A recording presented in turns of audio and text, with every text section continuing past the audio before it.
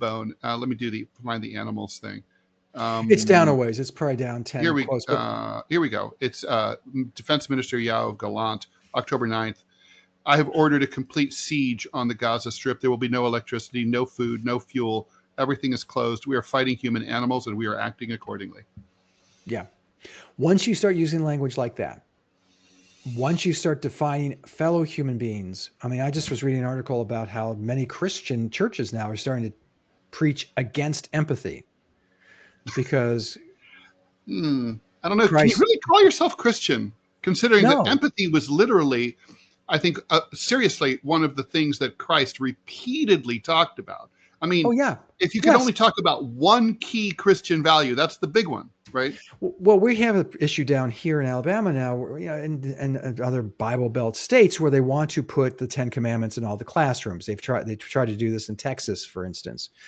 You never hear these assholes say, "We want to put the Beatitudes in." Be kind to treat your neighbor as you'd want to be treated yourself. Feed the hungry, clothe the poor. You never hear these assholes ever mention putting that up. New Testament stuff. They're all Old Testament stuff that Right. Jesus, if you've read the Bible, said those 10 commandments no longer apply. There are two commandments now. Honor Well, that thy helps God. explain the Israelis because they're Old Testament only. They are Old Testament only. The fact that they, like as you said, Ted, if you're Israel and you've lost Scott Stannis, you've lost. And my What is hope it would that? What's the tipping point? Is it just the grinding for you?